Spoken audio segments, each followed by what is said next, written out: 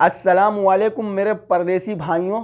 आज आप लोगों के लिए बेहद अच्छी और गुड न्यूज़ लेके आया हूँ। तो क्या है गुड न्यूज़, मैं इस वीडियो में आपको बताने वाला हूँ। सऊदी अरब ने जितना भी पाबंदी लगा के रखी थी, अभी सभी पाबंदियों को ख़त्म कर दिया है। जैसे कि मास्क की पाबंदी हो गई, फ़्लाइट की पाबंदी हो गई, उम्रे की पाबंदी हो गई, नमाज अदा करने की पाबंदी हो गई। तो ये सभी पाबंदियाँ हटा दी गई हैं। वो भी किस तरीके से आपको अब सऊदी अरब में रहना है और किस तरीके से आपको रूल्स फॉलो करना है, तो इस वीडियो में मैं आपको सभी कुछ बताऊंगा। और अगर आप मेरी वीडियो को इंडिया, पाकिस्तान, नेपाल, श्रीलंका, बांग्लादेश से अगर देख रहे हैं तो ये वीडियो आप लोगों के लिए भी है, क्योंकि आप लोगों का भी काफ़ी फ़ायदा होने वाला है जो नए वीज़े में आना चाहते हैं और जो छुट्टी पर गए हैं अपने मुल्क। जैसा कि आज की अपडेट में मैं ये आपको बताने वाला हूँ कि सऊदी अरब में जो फ़्लाइटें बंद की थी, जैसा पाकिस्तान या इंडिया, नेपाल, बांग्लादेश, श्रीलंका, जिस कंट्री की अगर फ़्लाइट बैंड थी, बंद करके रखा था सऊदी अरब ने, आज सभी फ़्लाइटें ओपन कर दी है। ठीक है। और अगर हम इंडिया या पाकिस्तान, नेपाल, श्रीलंका, बांग्लादेश से आते थे तो हमें 24 घंटा, 48 घंटा या 72 घंटा पहले का RT-PCR हमें लेके आना होता था। मगर अब हमें RT-PCR कराने की कोई ज़रूरत नहीं है।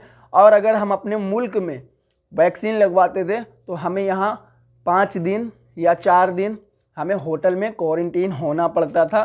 तो वो हमारा पैसा अब बच जाएगा। जो हमारा 2000-2500 रियाल लगता था वो अब नहीं लगेगा। तो बेहद अच्छी बात है कि ये पाबंदी हटा दी गई है, RT-PCR नहीं कराना है। पर हाँ, अगर आप किसी भी मुल्क से अगर सऊदी अरब में इंटर होना चाहते हैं तो आपको मुकीम.com पे जाके आपको मुकीम का जो फार्म है वहाँ पे आपको आपकी वैक्सीन का सर्टिफिकेट फिलअप करना होगा।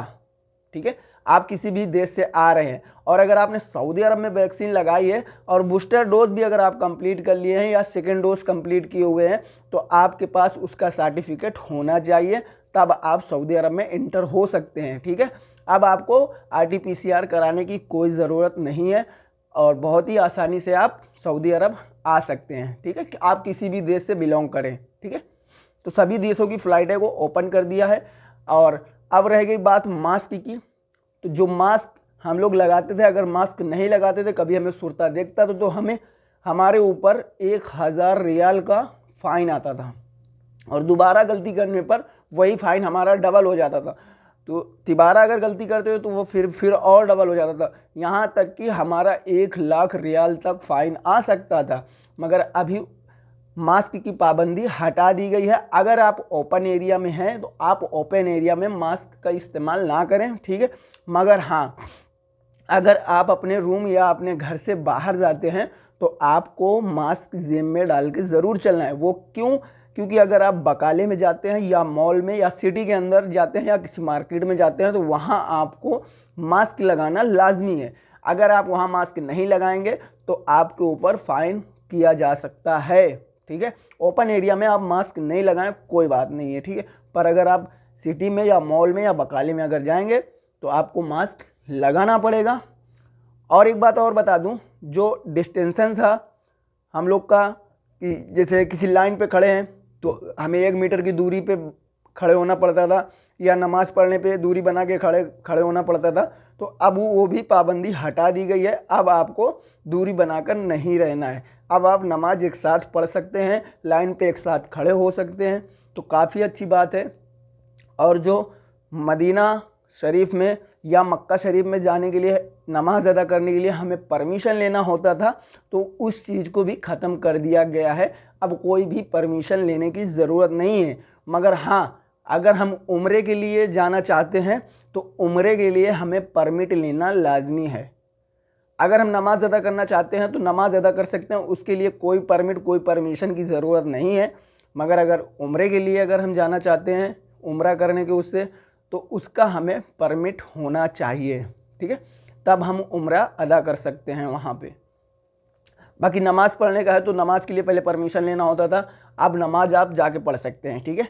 तो सभी एरिया सऊदी अरब के ओपन कर दिए गए हैं और ओपन एरिया में आप मास्क भी नहीं लगाएं, ऐसे ही घूमें, कोई बात नहीं है। ठीक है।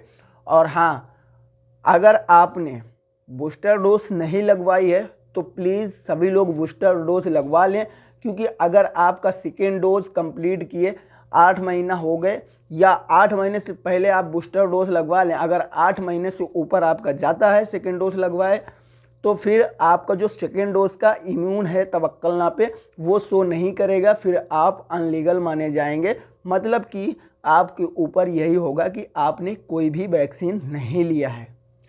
तो प्लीज़ अगर आपको 6 महीना 7 महीना हो गए हैं तो आप बूस्टर डोज ले लें तो बहुत ही अच्छी बात है, ठीक है, वरना फिर आपके लिए प्रॉब्लम हो सकती है।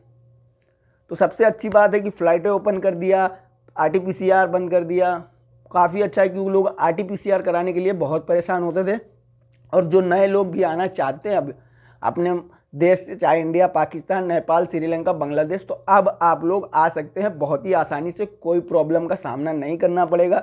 जैसे कि 48 घंटा 72 घंटे का RT-PCR हमें कराना होता था, वो अब हमें नहीं कराना होगा। मगर हाँ, अगर आपने अपने मुल्क में वैक्सीन लगवाई है तो आपको अपना सर्टिफिकेट आपको मुकीम में फिलअप करना होगा, ठीक है। तो बस आज की वीडियो में इतना ही था। तो इंशाल्लाह उम्मीद करते हैं ये वीडियो आप लोगों को पसंद आई होगी। सऊदी अरब की न्यूज़ पाने के लिए प्लीज़ दिलशाद ब्लॉग चैनल को फॉलो करें, सब्सक्राइब करें।